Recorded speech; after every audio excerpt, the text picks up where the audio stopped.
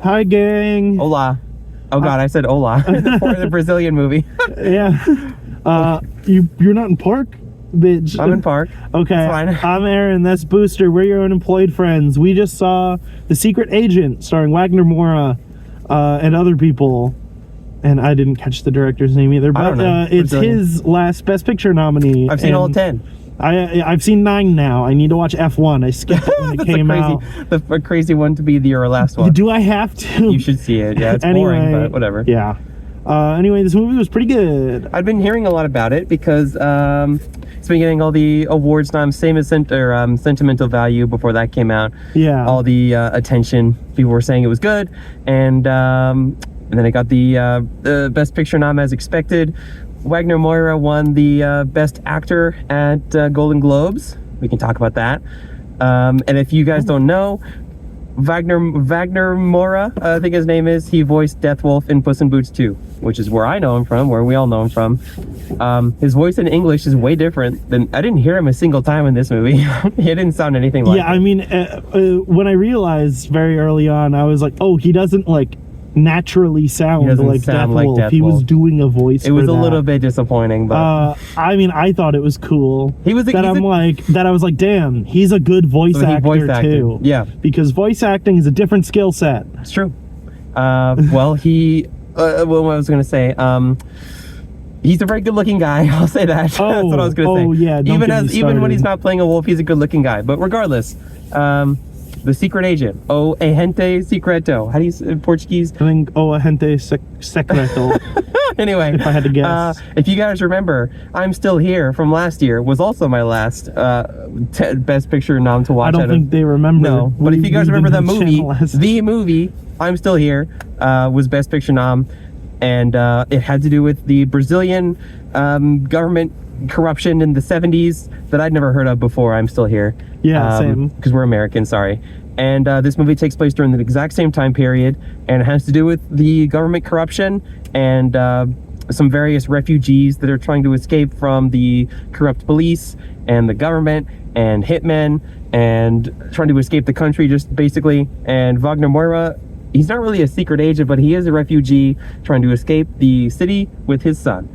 Yeah. And that's what it's about. And it's 3 hours. Yeah, 240. Yeah. Yeah. If I had a nickel for every Brazilian movie I've seen that takes place in the 70s and is about government corruption, I'd have 2 nickels. That were Best Picture nominees. I'd have 2 nickels. 2 nickels. In terms of since we don't know a whole lot about it, the first hour, if you watch this movie, the first hour can be a little confusing. There's a lot of really unanswered questions about the people, who people are, their names, their statuses in the government, or their police. Design. It's by design to. It was a little disorienting. Yes, for an hour until at a little over an hour in, you get a lot of the explanation that we just gave you, and you're like, oh, okay, I get it now. It's well, it has to. What was I gonna say? It's done on purpose, but it is very slow. It's a very slow, deliberate movie. Not as slow as Iron Lung. Go watch Iron Lung, or review if you want. If you want to be pissed off, apparently, but. It was a gentle, patient movie. The opening scene was 10 or 15 minutes long, and I don't think it really mattered at all. Nothing in the opening scene really did anything. Yeah, I mean, I think it was just to show off that cops are because corrupt. The very first scene is cops just pull up and they just search him for literally no reason, and then they don't deal with a corpse that's in the gas station parking lot.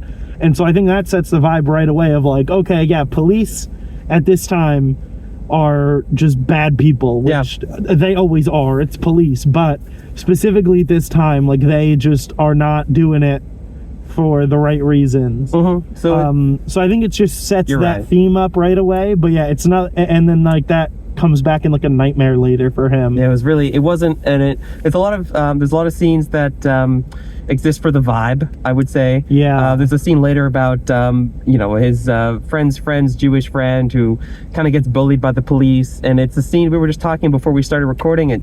doesn't really come back anywhere. The Yeah. character never comes back. He does come back. He's in the street. He was in front I know. of all. I was gonna That's say it. that was it. He didn't And, say a word, but he was there. Yeah, and that was it's it. like, he's enjoying himself when the cops aren't around, So like, it's just interrogating him. It's a patient movie. I went to the Yeah. bathroom a couple times. It was Only once. slow, but not in a bad way. It was just kind of patient. It was a more, very slow burn, and it was very on purpose, and I think it worked. yeah, I mean, there's really not much to say about the story besides just watching it. Wagner Moura is he's a professor that got ostracized, and he's on the run from the police after drama ensues with his workplace. Rich people send the cops after him because like no other choice type shit, where he the British guy comes in and kind of like takes over his company, so he gets ostracized for that, and then the racist British guy. Yes, naturally. They have a scene showing that he is a racist asshole, and he's a white guy in the 70s, so it makes sense. Yeah. You interrupted me, and then you didn't say anything. So that's all I had to say. Okay, well, I was going somewhere. I won't talk too much about the plot because you guys should watch it, but it's very well produced. It felt very retro, and in terms of the production design and the set design and the characters, the costume design, the camera work, it felt like it was filmed on something old, or at least given the editing to make it look like it was. One thing I really liked about the casting, even though I don't think it was nominated for best casting, but I liked how every single character, they just felt so real as a body type. Like, this is crazy, but like there was a very old woman who owns the building he stays in. She felt so real. We thought she might have even been just the owner of the building in real life, because she felt that real. Yeah, I was like, I would not be surprised if she is just like a lady that the director knew and was like, I just want you to be a like pretty minor character in my movie. They felt so real in terms of it was like, I'm just used to American Hollywood where people are always thin or buff or this or that, but there was a lot of overweight people and a lot of really thin people and kind of like wiry people and big and small, and I was like, this just feels like they made a movie in a real city with real people. And the number of extras, like I said, the cars and production, it was insane in a lot of scenes. So it almost felt like they just took a time machine back into the 70s. I was really impressed about that. It did, and that's why I think it kind of made the story go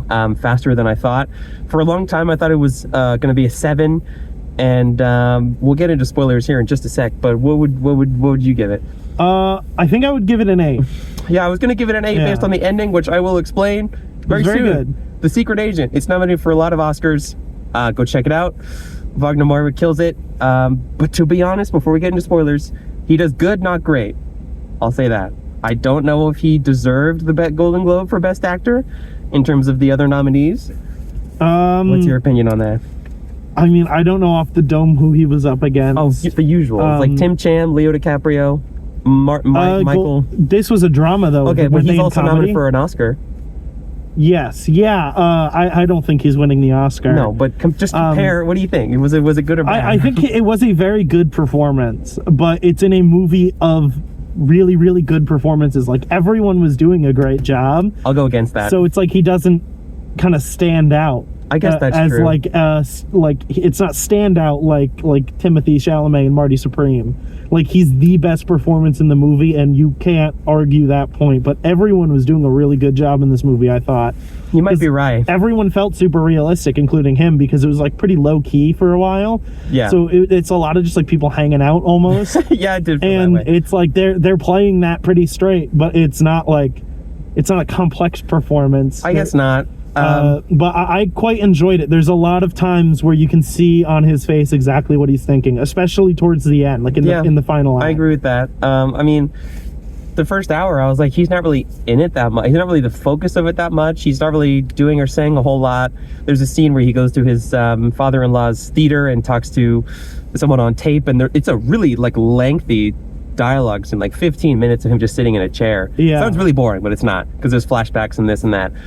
But I wasn't blown away, I can't lie. I was like, this is just really good acting, but like, I don't know about Oscar worthy. When I think about Oscar worthy, I think of like Leo, I think of Ethan Hawke in Blue Moon, really became a different character. I mean, he just, like you said, maybe it just felt so real that it loops back around to becoming just understood, I guess. But I don't know. I like him as a person, but I don't think he's definitely not getting the Oscar. I mean, I wasn't between expecting. Leo and Timmy. I don't super know if he deserved the Golden Globe. I don't remember who he was against, and I haven't even seen all of those. He won. It was best drama, so he would have at Yeah. least won over Michael B. Jordan and Ethan Hawke, right? Maybe even Jesse Plemons, which would have been no. That's a comedy. That was a comedy. Well, I know he won over Michael B. Jordan. Yeah.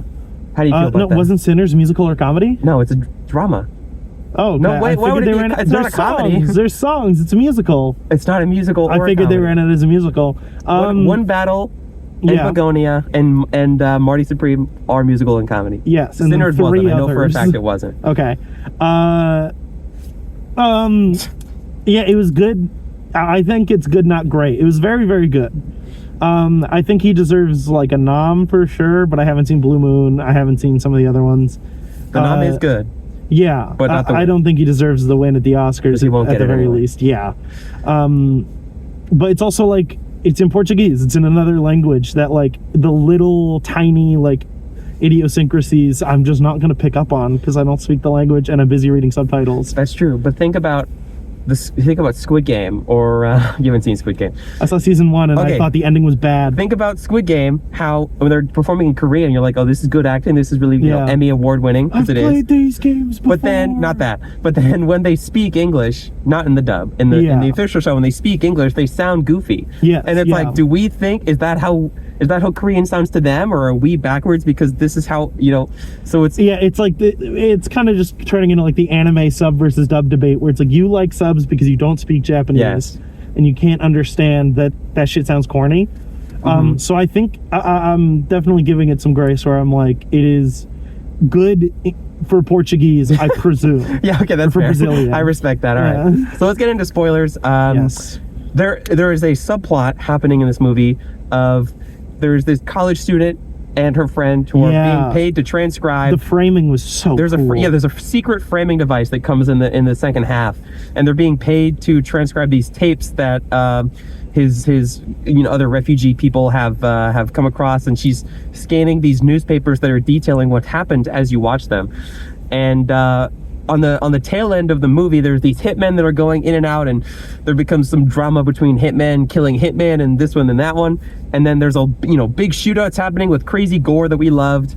And then the gore was so funny. The gore was crazy. The guy next to me in the theater was just like, and I'm like, dude, this isn't even that bad. No, it was like on the level of Uncut Gems getting shot in the face. Yeah, it was gnarly, and it was like really, really good practical effects. But I was still like, it's practical effects. Yeah, it was like you're not seeing a real person get shot. And then the guy in the back who just kept laughing at not even jokes. Yeah, he was laughing. So he shushed somebody before the movie started. He shushed them, and then later he laughed like like that. Yeah, someone said the word cuckold, and he went. Yeah, and I'm like, this isn't even a joke. I know, anyway. it's like a smile type. Anyway, so and the ending we love because there's a really big ramping of tension that his hitman comes across him at his fake job, and he's finally decides it's go time. I have to get out of here, and he calls his helper Elsa to give him the fake passport. And then after some shootouts, there's just a cut to the future. Yeah, to Flavia. Right? Flavia. And she scrolls across this newspaper, and it just says researcher dead 43, and it's a picture of Armando, the main character. Yeah, it's just him slimed out on the ground, and she makes you're this just face like, and she just like kind of sits back. She's like, oh, because she's gotten really invested in his story and the narrative, but I told this to Erin, she accidentally spoiled real life. Yeah. And it's so interesting to me because I've done that before, where you get invested in a story from years and years ago, or a video essay, and you're like, oh fuck, like it becomes a story, even though it happened 50 years ago. Yeah. Because you're learning about it. But that's how I felt. I was like, wow, that's so. Yeah, it's like she's like the audience surrogate, where exactly. it's like you kind of are getting the story as she is. So she's listening to this other tape that is like the first act basically, and then as soon as she starts the second tape is when he gets the scene with Elsa where he's in the movie theater for like 15 minutes and they're literally playing and pausing, cutting back and forth to the future. It was so dope. It was really great. Yeah, where it was just like, oh cool, like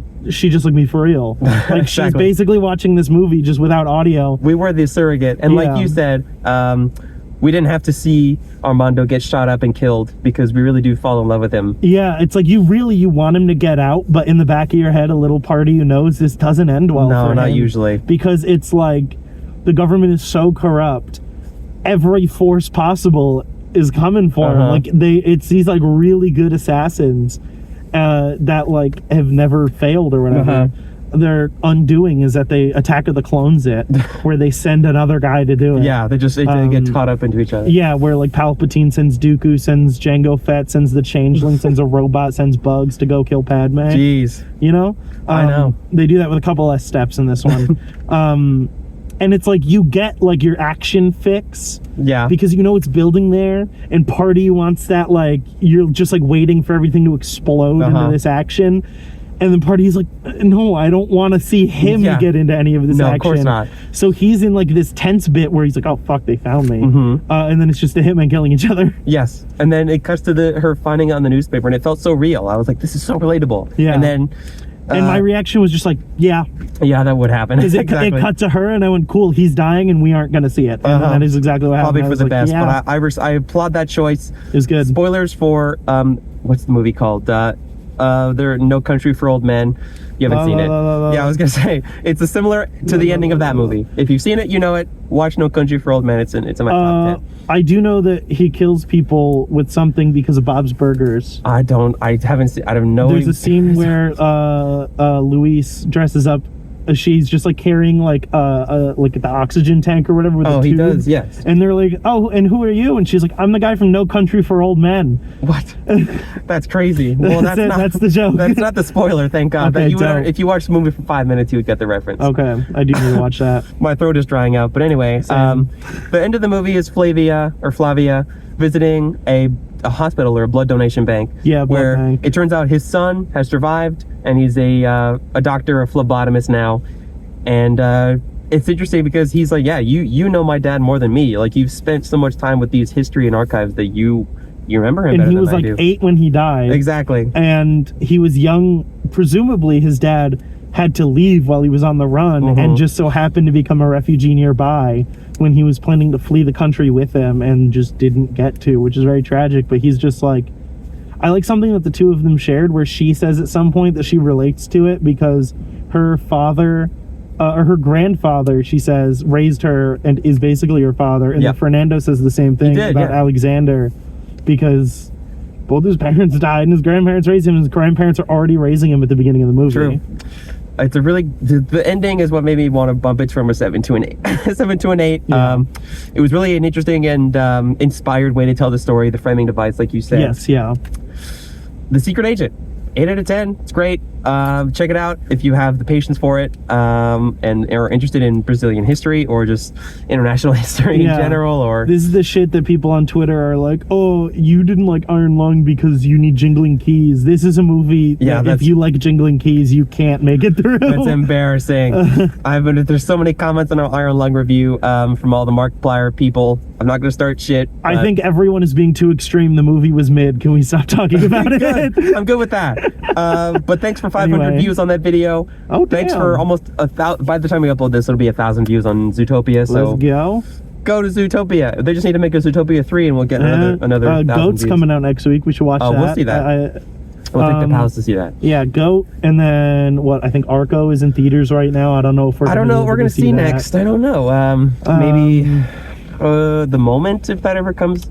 Nirvana the Band, the show. Nirvana the Band, the show, the movie. That might be it. It might be a bit of a dry spell. We should come up with a name for our fan base. We'll figure that out. Comment down below what you guys think you should be called. If you watch this far, let us know. Our fellow brokies or something. Oh, that's crazy.